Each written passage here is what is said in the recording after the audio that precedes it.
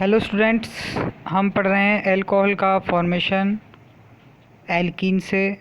जब एल्कीन में जल योजन करते हैं, एल्कीनों में मतलब जल का मॉलिक्यूल ऐड करते हैं तो अल्कोहल का फॉर्मेशन होता है। तो इसमें हम सबसे पहले बात कर रहे हैं कि भाई अल्कोहल का फॉर्मेशन एल्कीन से कैसे होता है। तो जो फर्स्ट मेथड है वो देखते हैं कि भाई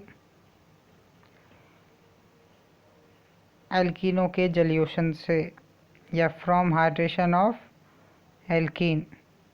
तो बात करें कि एल्कीन अम्ल उत्प्रेरक की उपस्थिति में जल से योग करके संगत अल्कोहल बनाते हैं। मीन्स जो एल्कीन है अम्ल उत्प्रेरक मतलब एसिड कैटलिस्ट की प्रेजेंस में वाटर का एडिक्शन करने पर, जल के मॉलिक्यूल ऐड करने पर अल्कोहल का फॉर्मेशन करते हैं। इस विधि के अनुसार इस विधि से निम्न अणुभार वाले अल्कोहल बनाए जाते हैं। तो ज़्यादातर जो कम अणुभार वाले अल्कोहल होते हैं, ज़्यादातर 10 से 12 कार्बन वाले जो अल्कोहल है उन्हीं का ही फॉर्मेशन इससे करते हैं।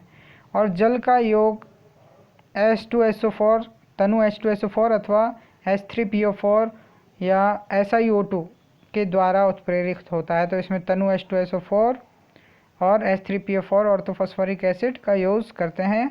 और जो जल का जो योग होता है मार्कोनिकॉफ नियम के अनुसार होता है। तो इसमें जल का योग मार्कोनिकॉफ नियम के अनुसार होता है। फिर इसके बाद आगे बात करते हैं ये जो रिएक्शन है किस प्रकार से है। तो इस रिएक्शन में देखो, जिस प्रकार से एल्कीन, जब एल्कीन में वाटर का मॉलिक्यूल ऐड करते हैं, जब एल्कीन में वाटर का मॉलिक्यूल ऐड करते हैं किसकी प्रेजेंस में, तनु H2SO4 की प्रेजेंस में, तो अल्कोहल का संगत अल्कोहल का फॉर्मेशन होता है। और इसमें जो एडिक्शन हुआ है, जैसे बात करें कि प्रोपेन टू ऑल, तो प्रोपेन टू ऑल का जो फॉर्मेशन हुआ है 2 पोजीशन पे हाइड्रोक्सी ग्रुप अटैच है। तो ये हाइड्रोक्सी ग्रुप का 2 पोजीशन पे होना ये मार्कोनिकॉफ रूल के अकॉर्डिंग है। और इसे जैसे आइसो प्रोपिल या आइसो एल्किल अल्कोहल का भी निर्माण होता है। अब बात करते हैं, जैसे एग्जांपल देखते हैं कि जैसे प्रोपीन, जब हमने प्रोपीन में HOH जल का मॉलिक्यूल ऐड किया किसकी प्रेजेंस में, तनु H2SO4 की प्रेजेंस में, डाइल्यूट H2SO4 की प्रेजेंस में, तो आइसोप्रोपिल अल्कोहल का क्या होता है, फॉर्मेशन होता है। तो ये जो हमारा फॉर्मेशन हुआ है आइसोप्रोपिल अल्कोहल का फॉर्मेशन हुआ है। फिर इसी के बाद आगे बात करते हैं, ये तो था हमारा प्राइमरी जो आइसोप्रोपिल अल्कोहल। फिर उसके बाद बात करें कि भाई 2 मिथाइल प्रोपीन, जब हम बात करें कि 2 मिथाइल प्रोपीन मतलब एक ब्रांच एल्कीन का, एक ब्रांच एल्कीन में जब जल योजन करते हैं, जल का एडिक्शन करते हैं किसकी प्रेजेंस में, तनु H2SO4 की प्रेजेंस में, तो टर्शरिक अल्कोहल का फॉर्मेशन होता है। टर्शरिक ब्यूटिल, जैसे तृतीय ब्यूटिल अल्कोहल का फॉर्मेशन होता है। फिर इसके बाद बात करें कि इस अभिक्रिया में एथीन के जल योजन के अतिरिक्त किसी भी एल्कीन के जल योजन से प्राथमिक अल्कोहल नहीं बनता है। कि मतलब एथीन के मॉलिक्यूल से ही जब हम जल योजन करेंगे तो उसी से ही प्राइमरी अल्कोहल बनेगा, इसके अलावा और किसी मॉलिक्यूल से भी प्राइमरी अल्कोहल नहीं बनता है। जैसा कि जब हमको इस रिएक्शन में दिखाया गया है कि एथीन के मॉलिक्यूल में ही जल योजन करने से तनु H2SO4 की प्रेजेंस में H3CH2COH मॉलिक्यूल का क्या होता है, मतलब एथेनॉल का फॉर्मेशन होता है। फिर इसके बाद आता है हमारा इसकी मैकेनिज्म आती है। तो मैकेनिज्म में क्या होता है, ये गौर से देखो कि मैकेनिज्म में सबसे पहले क्रियाविधि में प्रोपीन,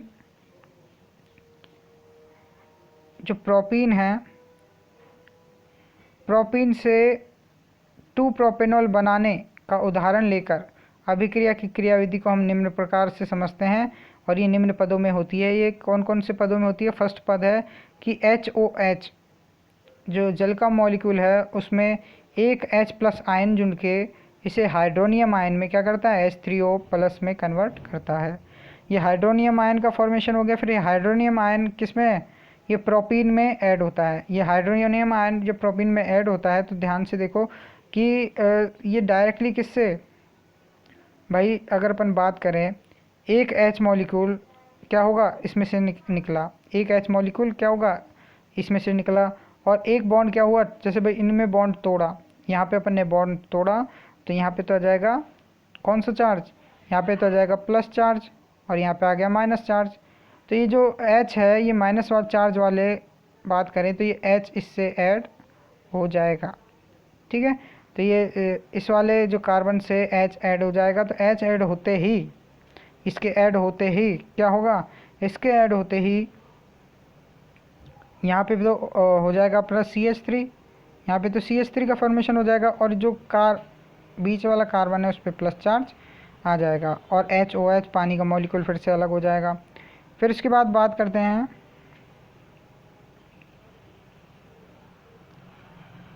कि ये जो अपना कार्बोकैटायन का जो फॉर्मेशन हुआ है, सेकेंडरी जो कार्बोकैटायन है, कार्बोकैटायन का जो फॉर्मेशन हुआ है,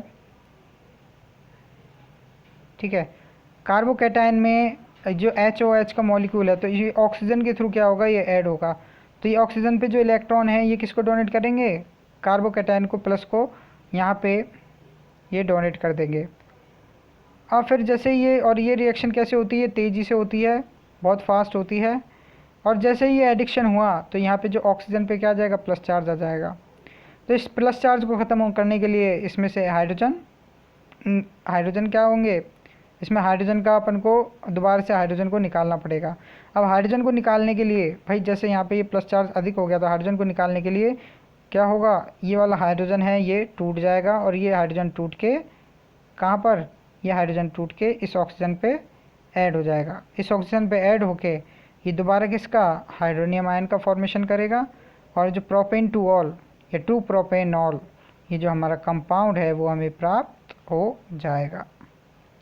फिर इसके बाद बात आता है, इसमें और डिस्कशन करते हैं तो मेन मोस्ट चीज़ ये आती है कि पद 2 में कार्बोनियम आयन का बनना धीमी गति से होता है। भाई फर्स्ट बात में बात करें, इसको एक और बार डिस्कस करें कि भाई पद 2 है, देखो इसमें जो कार्बोनियम आयन है ना, कार्बोनियम आयन का बनना एक धीमी प्रोसेस है।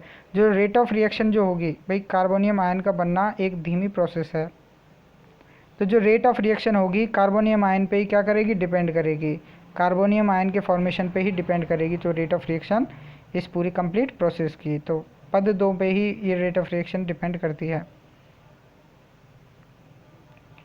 यहाँ देखो कि पद 2 में कार्बोनियम आयन का बनना धीमी गति का पद है, अतः वेग निर्धारण पद है। धीमी गति वाला पद ही वेग निर्धारण वाला पद होता है। अब बात करें कि भाई एल्कीन के जल योजन में पुनर्विन्यास भी हो जाता है, कभी कभी पुनर्विन्यास हो जाता है, चूँकि पद 2 में कार्बोनियम आयन बनता है, इसी कार्बोनियम आयन का पुनर्विन्यास संभव होता है। मतलब इसी कार्बोनियम आयन में बात करें तो कभी कभी प्लस चार्ज किसी और कार्बन पे आ जाता है तो इससे पुनर्विन्यास हो सकता है। तो बात करेंगे तो यह आयन अधिक स्थायी कार्बोनियम आयन में पुनर्विन्यासित हो सकता है और इससे अधिक अगर कोई कार्बोनियम आयन अगर बन सकता है तो वो उसमें बन जाता है। जैसे उदाहरण के लिए बात करें कि 3,3 डाईमिथाइल 1 ब्यूटीन से के जल योजन से मुख्यतः 2,3 किसका फॉर्मेशन हो जाएगा, 2,3 डाईमिथाइल 1 या 2 ब्यूटेनॉल का फॉर्मेशन हो जाएगा। तो आज के लिए हमारा इतना ही, और देखते हैं इसमें कुछ टॉपिक। ये देखो डाईमिथाइल 2 ब्यूटेनॉल का फॉर्मेशन हो जाएगा, जैसे यहाँ पे ये हो गया है ना। और जबकि बात करें कि 3,3 डाईमिथाइल 2 ब्यूटेनॉल बनना चाहिए था, भाई 3,3 अब देखो हुआ क्या कि 3,3 डाईमिथाइल 1 ब्यूटीन, अपना कंपाउंड कौन सा है, 3,3 डाईमिथाइल 1 ब्यूटीन। जब HOH और H2SO4 की प्रेजेंस में जब हमने रिएक्शन कराई, HOH मतलब H2SO4 की प्रेजेंट में जब वाटर का मॉलिक्यूल ऐड कराया तो उसके अंदर देखो कि 2,3 डाईमिथाइल, तो जो भाई जो मॉलिक्यूल है, जैसे बात करें कि जो ऐड होना चाहिए थे यहाँ पे है ना, लेकिन ऐड कहाँ हुआ है, ऐड तो वो हो गया किस वाले कार्बन पे, भाई 1 2 3 अपन बात करें तो 3 3 पे ही अगर आना चाहिए था, 3,3 डाईमिथाइल, 3,3 भाई इस 3 पोजीशन पे डाई मिथाइल था, लेकिन 2,3 डाई मिथाइल आ गया। तो 2,3 कैसे आया भाई?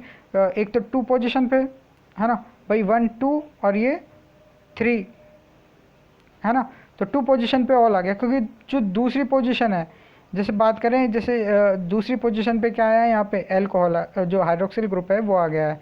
अब जब दूसरी पोजीशन पे हाइड्रोक्सिल ग्रुप आ गया है, तो इसीलिए इसने किसका फॉर्मेशन किया है, इसीलिए इसने जो अपन बात करें 2,3 डाई मिथाइल 2 ब्यूटेनॉल का फॉर्मेशन किया है। तो मेन चीज़ इस रिएक्शन में ये समझना है कि भाई अगर अधिक विकसित क्या कार्बोकैटायन फॉर्म कर रहा है, तो सबसे जो अधिक विकसित कार्बोकैटायन फॉर्म करता है तो उससे क्या हो जाता है, ये पुनर्विन्यासित हो जाता है। और कई प्रकार का पुनर्विन्यास है जो हम आगे के रिएक्शंस में पढ़ेंगे कि किस प्रकार से ये पुनर्विन्यासित हो जाता है। तो आज के लिए आपका टॉपिक इतना ही, नेक्स्ट पढ़ेंगे हम हमारी नेक्स्ट क्लास में।